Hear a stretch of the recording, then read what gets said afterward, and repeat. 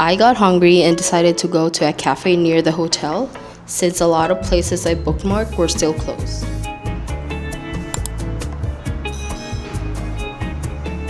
They have different kinds of empanadas and other familiar pastries, and I ordered 2 empanadas and a medium-sized latte.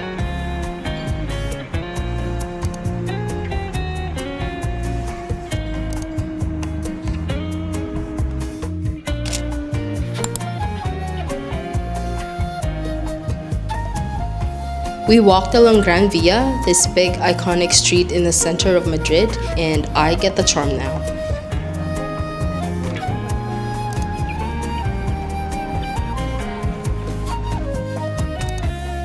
La Roseria was recommended to us. Unfortunately, they were fully booked until the day that we leave. We found out Mercado Anton Martin was just nearby, and there is a highly rated paella place inside.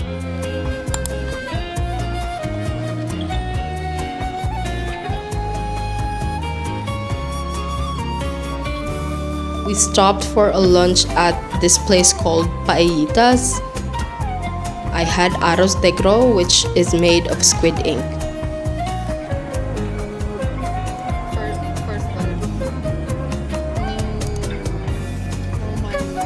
For drinks, we got sangria, of course.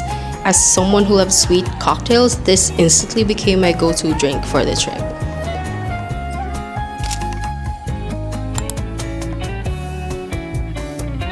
We stopped by the Taschen store. I was hoping to find a coffee table book to bring back home, but the store was being rearranged, so we couldn't really browse much.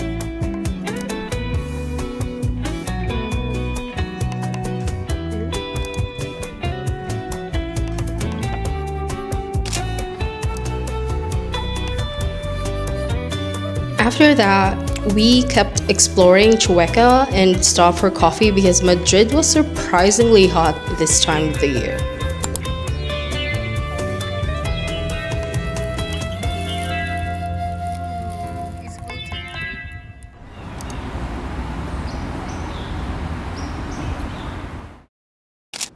In the evening, we went to see a flamenco performance at Teatro Flamenco Madrid.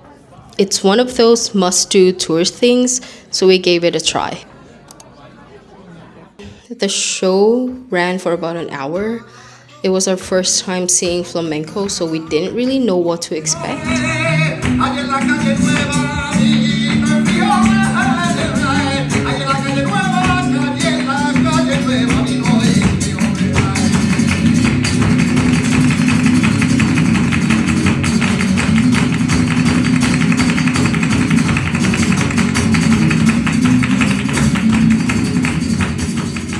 By the final performance, I didn't expect to get emotional, but it was genuinely moving. After that, we explored the area around Calle de Pez.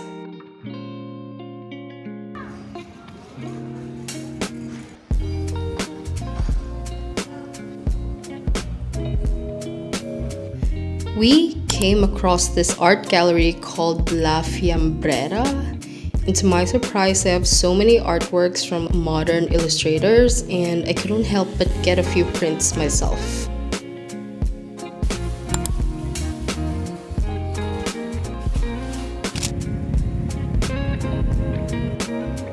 We decided to get some drinks and tapas at this place. We just had wine and some Iberian ham tapas.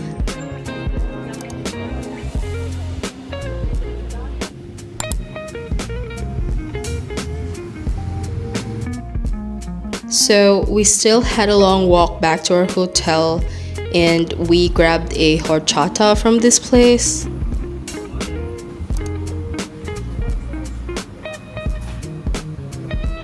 It tasted pretty interesting, but not a bad way to end the day.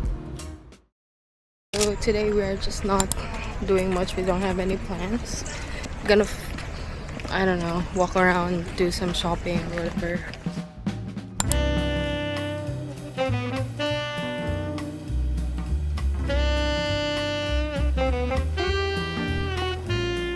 I spent a while just taking photos, watching people, and soaking up the city.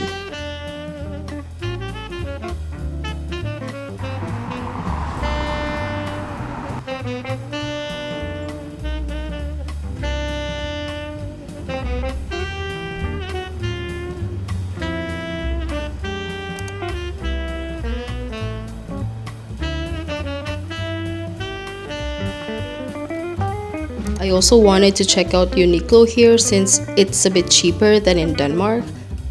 And on my way to Uniqlo, I came across these street performers. They were so good and they danced with people and it's totally free. There was no tipping whatsoever. The store was massive and probably the fanciest branch I've seen.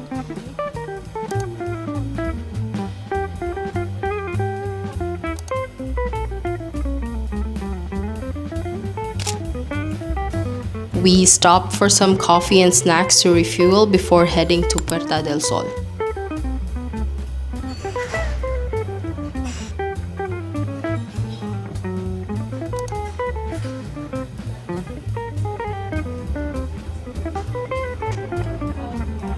Now that we're charged with carbs and sugar, we continued to walk to Puerta del Sol and guess what I found?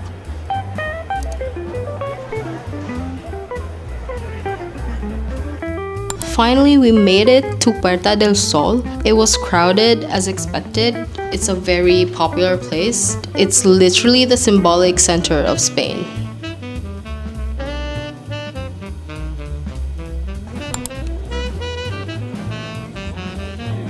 We continued our walk and passed by some iconic buildings. These buildings each carry centuries of history.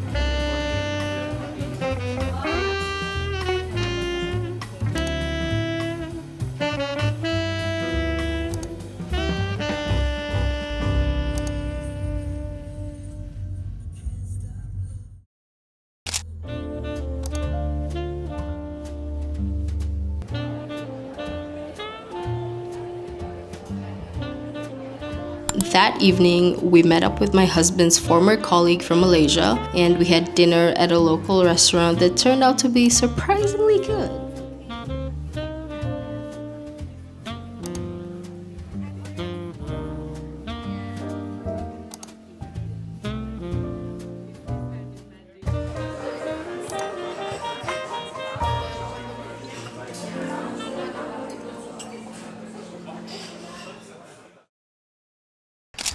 In the morning, we walked around the area near the hotel.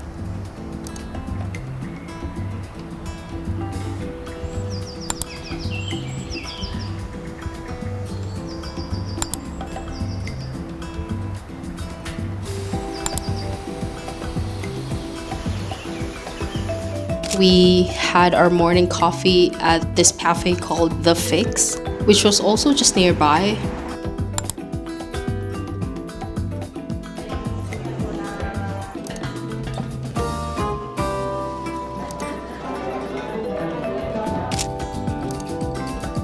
Then we made our way to Templo de Debod. This is an ancient Egyptian temple that now sits right in the heart of Madrid. They said it was a gift from Egypt to Spain in the 1960s. And just next to it is Parque de la Montaña, a hilltop park overlooking the royal palace.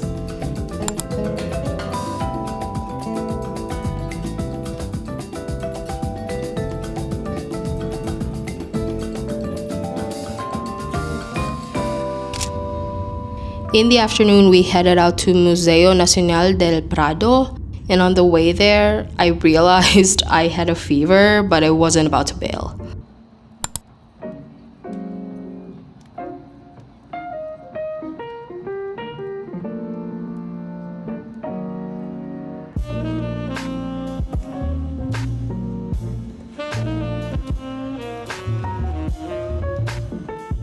They don't allow photos or videos inside, but there are cafes if you want to relax between galleries.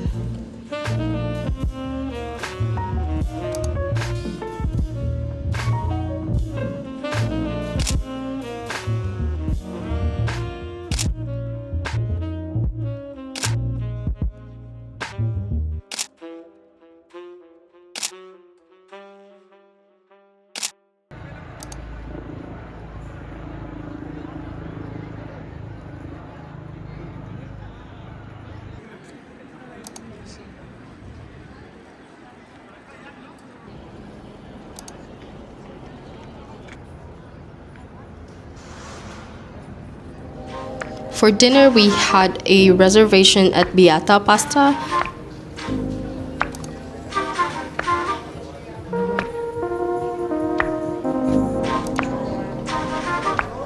So I ordered the truffle carbonara with extra guanciale.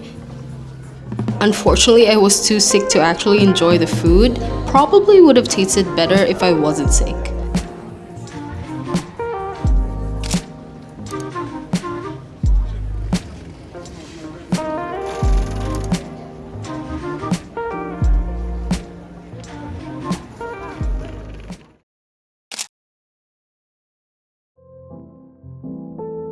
We stayed at Hotel Principe Pio. We booked a deluxe room with a king bed, vanity, mini fridge, and a safe. Typical stuff.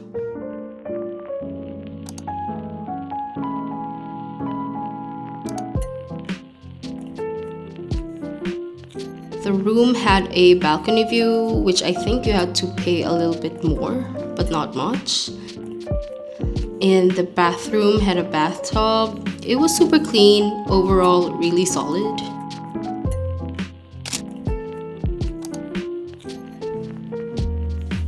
They also offer a breakfast buffet, which is not included in our stay, but you can pay separately. They had a pretty decent spread, like with a mix of sweet and savory options. It's nothing too fancy, but definitely tasted good.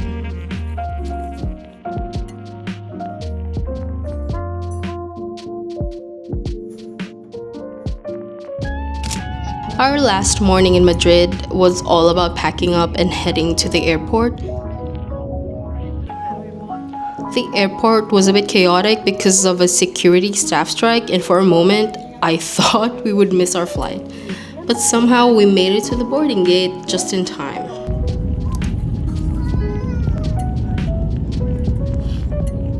I will see you in the next one. Hopefully, it won't take me forever to edit it. Take care.